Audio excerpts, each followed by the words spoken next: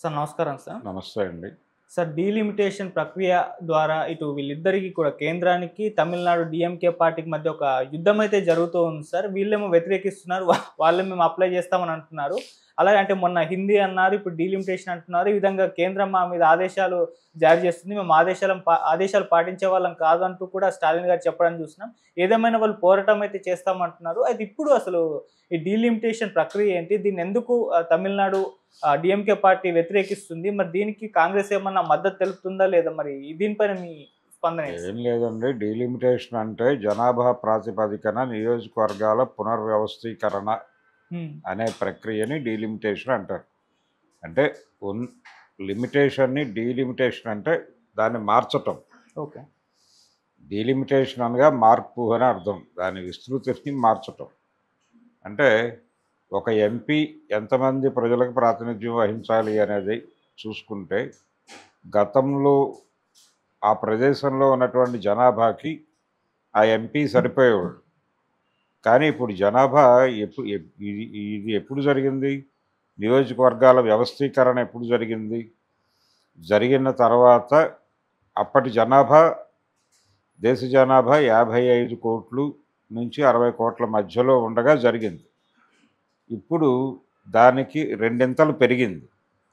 రెండింతలు పెరిగింది కాబట్టి ఒకే ఎంపీ కాన్స్టిట్యూషన్లో ఆ లెక్కకి మించినటువంటి ప్రజలు ఉన్నారు. అందుకని ప్రతి ఎంపీ సీటుని 2 నుంచి 3గా చీల్చాల్సి ఉంటుంది. ఇప్పుడు మనకి కొత్త పార్లమెంటు భవనం కట్టించారు. దానిలో దాదాపు 800 చిల్లర, అంటే 800 నుంచి 900 మధ్య అకామిడేషన్ ఉంది, సీట్లు ఉన్నాయి. కానీ మనకున్న సీట్లు 540 చిల్లర. ఈ సీట్లు వీటికి మించిన సీట్లు ఉన్నాయి అక్కడ. కాబట్టి ఇప్పుడు డీలిమిటేషన్ చేసేస్తే కొత్త ఎంపీలు వస్తే సరిపోతుంది అనేది అమిత్ షా గారు మాట్లాడుతున్నటువంటి వ్యవహారం. అయితే దీనికి దక్షిణాది రాష్ట్రాలు ఎందుకు అబ్జెక్ట్ చేస్తున్నాయి అంటే, గతంలో జనాభా నియంత్రణ అనండి, లేకపోతే ఇంకేమైనా అనండి, బర్త్ కంట్రోల్ ఆపరేషన్లు చేశారు. ఏది చేసినప్పటికీ జనాభా సంక్షేమం అన్నారు ఒక టైంలో, అంతకుముందు జనాభా నియంత్రణ అన్నారు. ఈ జనాభా నియంత్రణ సంక్షేమము బలంగా అమలైంది దక్షిణాది రాష్ట్రాల్లో. ఉత్తరాది రాష్ట్రాల్లో అమలు కాలేదు. సరిగా అమలు కాకపోవడం వలన ఇప్పుడు జనాభా ఎక్కువ అక్కడ ఉంది, దక్షిణాది రాష్ట్రాల్లో తక్కువ ఉంది. దీనివలన ఏం జరుగుతుంది? ఉత్తరాది రాష్ట్రాల్లో ఎంపీ సీట్లు పెరుగుతాయి. పెరిగి దక్షిణాది రాష్ట్రాల్లో ఇలాగే ఉండొచ్చు, తగ్గచ్చు కూడా. అంటే తగ్గే అవకాశం ఉంది అని ఒక మాట వినిపించాం, ఇంతకుముందు వినిపించింది. అయితే తగ్గే అవకాశం ఉంటే, అంటే కొత్త నెంబర్ గనక తీసుకొస్తే ఆ కొత్త నెంబర్ మేరకు ఇక్కడ సీట్లు తగ్గే అవకాశం ఉంది అనేది ఒక ఆరోపణ ఉంది. నిజానికి జనాభా గణన అనేది సరిగ్గా జరగలేదు. ఇది కోవిడ్ ముందు జరగాల్సింది, కోవిడ్ వలన ఆగిపోయింది. ఇప్పుడు కూడా జనాభా గణన చేయాలి అనేటువంటిది ఒకటి ఉంది, చేశారు. దానికి ఒక లెక్క చెప్తున్నారు. దాని ప్రకారం చేస్తే ఉత్తర భారతదేశంలో సీట్లు పెరిగిపోతాయి. సీట్లు పెరిగిపోయి దక్షిణ భారతదేశంలో ఉన్న సీట్లు ఉండొచ్చు, 1-2 తగ్గచ్చు. కానీ అమిత్ షా గారు సీట్లు తగ్గే అవకాశం లేదు అనే మాట చెప్తున్నాడు. మొన్న కూడా చెప్పాడు ఆయన, సీట్లు తగ్గే ప్రసక్తి లేదు అని అంటున్నాడు. కానీ దీనివలన ఇంకో ప్రమాదం ఉంది. ఆ ఇంకో ప్రమాదం ఏంటంటే, దక్షిణాది సీట్లతో ప్రమేయం లేకుండా కేవలం ఉత్తరాది సీట్ల ఆధారంగానే ప్రభుత్వాలను ఫామ్ చేసేటువంటి ఒక అవకాశం జాతీయ పార్టీలకు దొరుకుతుంది. అప్పుడు దక్షిణాది పరిస్థితి ఏంటి అంటే, మీ సీట్లతో మాకు ప్రమేయం లేదు అని ఉత్తర భారతదేశం అనుకున్నప్పుడు వీళ్ళ పట్ల వాళ్ళు ఎలా వ్యవహరిస్తారు? ఇప్పటికే దక్షిణాదిని తిని ఉత్తరాది బతుకుతోంది అనేటువంటి ఒక అభిప్రాయం ఉంది ప్రజల్లో. ఇప్పుడు విపరీతమైనటువంటి వలసలు జరుగుతున్నాయి దక్షిణాదికి. దక్షిణాది రాష్ట్రాలన్నీ కూడా వలసలతో కిటకిటలాడుతున్నాయి. ఇక్కడ ఉన్నటువంటి ఉత్తరాది వలసల్ని కనుక పంపించేస్తే వెనక్కి ఈ రోడ్లు ఖాళీ అయిపోతాయి చాలా వరకు. కానీ అలా చేసే పరిస్థితి ఉందా? జాతీయత, భారతీయత, జాతీయత అనే పేరుతో ఎల్లలు ఉన్నాయా మనకి, అందరం భారతీయులమే అన్న పద్ధతిలో చొరబాట్లు పెరిగిపోతున్నాయి. ఈ చొరబాట్ల వలన ఏం జరుగుతోంది, ఇక్కడ కూలీ రేట్లు పెరగట్లేదు, నేటివ్ పీపుల్ సఫర్ అవుతున్నారు.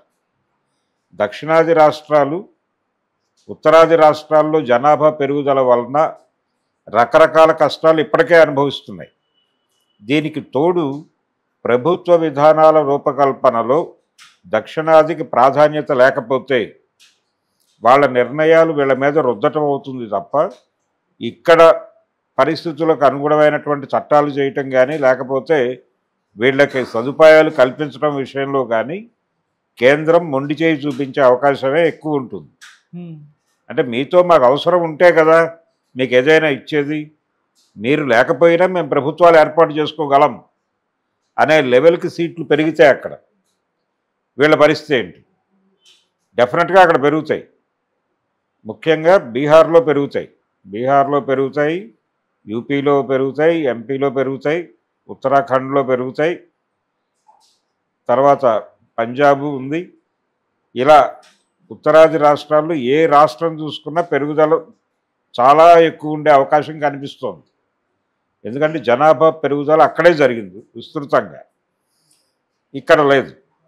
ఇక్కడ చాలా తక్కువ కంపారిటివ్గా, దాంతో పోలిస్తే ఉత్తరాదితో పోలిస్తే ఇక్కడ చాలా తక్కువ. ఈ తక్కువ కూడా ఇప్పుడు ప్రస్తుతం వీళ్ళు ప్రెజర్ ఫీల్ అవుతోంది వలసల వలన. ఈ వలసల్ని ఎలా ఎదుర్కోవాలి అనేది ఆల్రెడీ ఒక చర్చ జరుగుతోంది ఇక్కడ. ఈ వలసలు ఎలా ఎదుర్కోవాలి అనే చర్చ జరుగుతున్న టైంలోనే ఈ డీలిమిటేషన్ అనే పేరుతో వాళ్ళ సీట్లు వాళ్ళే డిజైన్ చేసేసుకుని మేము శాసనాలు చేస్తాం, మీరు భరించాలంతే, మీతో మాకు సంబంధమే లేదు. ఇది మొదటి నుంచి జరుగుతోంది. మొదటి నుంచి దక్షిణాదికి జరుగుతున్న అన్యాయం ఏంటంటే ఉత్తరాది సీట్లు ఎక్కువ, దక్షిణాది సీట్లు తక్కువ. కాబట్టి మేం చెప్తాం మీరు వినాలి అనే పద్ధతే నడుస్తోంది. ఇప్పుడు కూడా అది ఇంకా రెట్టింపు వేగంతో జరుగుతుంది. ఈ డీలిమిటేషన్ తర్వాత సీట్లు తగ్గవు అని చెప్తున్నాడు కానీ అమిత్ షా గారు పెరుగుతాయని చెప్పట్లా. అంటే ఇక్కడ దక్షిణాదికి సంబంధించి ఉత్తరాదిలో పెరుగుతాయి. ఉత్తరాదిలో పెరుగుదలకు సంబంధించి ఫుల్ కాన్ఫిడెన్స్తో మారుతున్నారండి. అప్పుడు దక్షిణ భారతదేశం పరిస్థితి ఏంటి? అందుకని ఉత్తర భారతదేశంతో మాకు సంబంధం లేదు, దక్షిణ భారతదేశం మేము విడిపోతాం, విడిగా మేము వేరే దేశం ఏర్పాటు చేసుకుంటాం అనే డిమాండ్తో ఇక్కడ ఉద్యమాలు వస్తే ఏమిటి పరిస్థితి, ఎవరు జవాబుదారీ అని అడుగుతున్నాడు ఆయన స్టాలిన్. కాబట్టి దీని మీద దక్షిణాది రాష్ట్రాల ప్రజలను అందరినీ కూడగట్టి ఒక ఉద్యమం చేయాల్సినటువంటి అవసరం ఉంది. ఉత్తరాది ఆధిపత్యం మీద మీ జనాభా పెరిగిపోయి వాళ్ళందరూ కిందకు ఓవర్ఫ్లో అవుతున్నారు సౌత్కి, వాళ్ళ వలన మేము నానా కష్టాలు పడుతున్నాం, మీరు పిల్లల్ని కానీ మా మీద వదులుతున్నారు, మేము ఇక్కడ నానా చావు వస్తున్నాం, కాబట్టి మీ పిల్లల్ని మీరు తీసుకెళ్ళిపోండి అనేది ఒక డిమాండ్. ఆ డిమాండ్ని ఆధారం చేసుకుని దక్షిణాది రాష్ట్రాలను యూనిఫై చేసి రేపు పొద్దున పార్లమెంటు డీలిమిటేషన్ జరిగితే కేంద్ర ప్రభుత్వం చేసే చట్టాలలో మన ముక్కు మొహం కూడా చూడరెవరు ఇది అమలైతే. కాబట్టి ఒకటి దీన్ని అడ్డుకోవాలి ప్రస్తుతానికి. దీన్ని అయితే శాశ్వత పరిష్కారం దక్షిణ భారతదేశం విడిగా దేశంగా ఏర్పడటమే. ఇది చాలా సందర్భాల్లో చాలామంది దక్షిణాది నాయకులు మాట్లాడిన మాటే. తమిళనాడు నుంచే బలంగా వినిపించింది ఈ మాట. కాబట్టి ఒక దశలో ఎన్టీ రామారావు గారు కూడా ఈ అభిప్రాయ ప్రకటన చేశాడు. ఇప్పుడు అంటే ఢిల్లీ నడివీధుల్లో తెలుగు వాళ్ళ ఆత్మగౌరవం తెగనమ్ముతున్నారు అనే ప్రకటన నేపథ్యం ఇదే. పెత్తనం పెరిగిపోతోంది, దక్షిణాది మీద పెత్తనం పెరిగిపోతోంది. కాబట్టి కనీసం ఫెడరల్ ప్రభుత్వాన్నైనా ఏర్పాటు చేయండి కేంద్రంలో, ఈ జాతీయ పార్టీలను పక్కకు గెంటేయగలిగితే కొంతవరకు రక్షణ దొరుకుతుంది అనే అభిప్రాయం వ్యక్తం చేశాడు ఆయన. కానీ విడిగా దేశం ఏర్పడితే బాగుంటుంది అనే నినాదం అయితే తమిళనాడులో మొదటి నుంచి ఉంది. అందుకని ఈ డీలిమిటేషన్ పేరుతో జరగబోయేటువంటి దారుణాన్ని అడ్డుకోవాలి అని దక్షిణాది ప్రజల్ని అవేర్ చేయాలి. ఇప్పుడు దక్షిణాదిలో ఈ నినాదం రైజ్ అవ్వకుండా అణగదొక్కటానికి భారతీయ జనతా పార్టీ అనేక కుయుక్తులు పన్నుతోంది. ఆ కుయుక్తుల్లో భాగంగానే ఇప్పటికే 3 రాష్ట్రాలను కంట్రోల్లోకి తీసుకుంది. రేపు తమిళనాడులో కూడా ఈ బలంగా గొంతు విప్పే వాళ్ళని చంపేసి పప్పెట్లని తోలుబొమ్మల్ని అధికారంలోకి తీసుకురావడానికి ప్రయత్నం చేస్తోంది. కేరళలో కూడా కేరళ ప్రభుత్వాన్ని కంట్రోల్లోకి తీసుకునే ప్రయత్నం చేస్తోంది. చేయటం ద్వారా ఈ నినాదాన్ని అణిచేసి, ఈ ఆలోచన విధానాన్ని అణిచేసి వాళ్ళ ఆధిపత్యాన్ని సాగించి దక్షిణ భారతదేశాన్ని ఉత్తర భారతదేశానికి ఒక స్లమ్ముగా మార్చటం కోసం రాజకీయంగాను అన్ని విధాలుగాను కల్చరల్గా కూడా ఒక బలమైనటువంటి ప్రయత్నం భారతీయ జనతా పార్టీ చేస్తోంది. దీన్ని ఎదిరించి నిలబడటానికి మన వంతు మన ప్రయత్నం చేద్దామని స్టాలిన్ మాట్లాడుతున్నాడు. అయితే స్టాలిన్కి కాంగ్రెస్ పార్టీ బాసటగా నిలబడుతుందా అనేది ప్రశ్న. ఇప్పటి వరకు కాంగ్రెస్ పార్టీ డీలిమిటేషన్ గురించి ఒక మాట మాట్లాడాల. నిన్న ఆయన రైజ్ చేశాడు, కాంగ్రెస్ పార్టీ విధానం ఏమిటో ప్రకటించాలి రాహుల్ గాంధీ అని.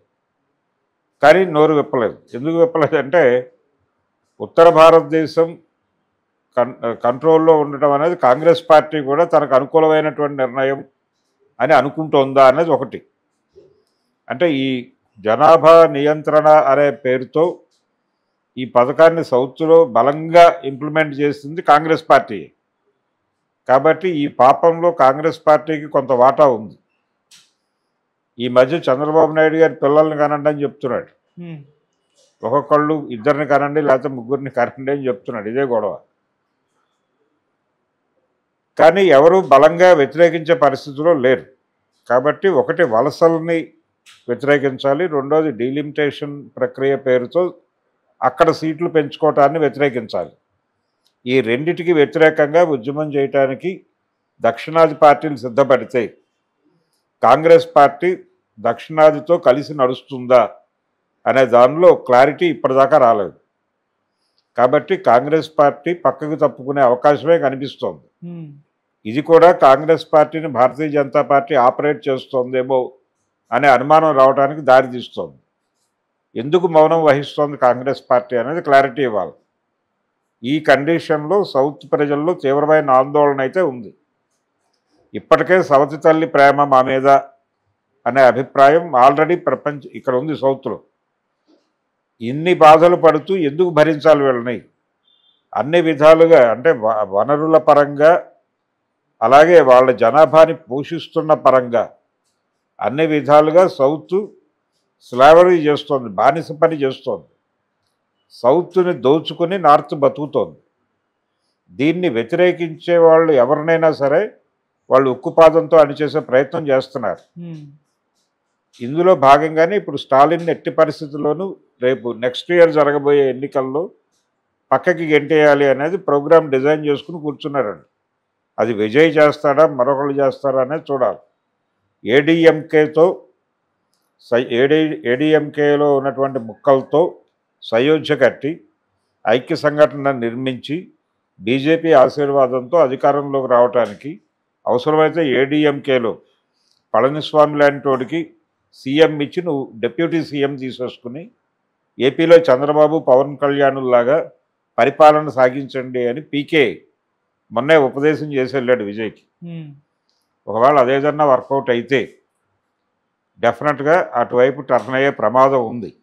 అది జరిగితే ఈలోపు ఈ డీలిమిటేషన్లో ఉన్నటువంటి కుట్రకోణం అలాగే దక్షిణ భారతదేశం విడిపోవాల్సినటువంటి అవసరం, ప్రత్యేక దేశంగా ఏర్పాటు కోసం ఒక ఉద్యమం చేయాల్సినటువంటి అవసరం, డిఎంకే గనక బలంగా ప్రజల్లోకి తీసుకెళ్ళగలిగితే దీన్ని కొంతవరకు నిలువరించే అవకాశం ఉంది. అమిత్ షా గారు మొన్న కూడా చాలా స్పష్టంగా చెప్పాడు, సౌత్లో తగ్గవు అన్నాడు తప్ప పెరుగుతాయనే మాట చచ్చినా మాట్లాడట్లేదు. అందుకని వాళ్ళు క్లియర్ ఇండికేషన్ ఇది.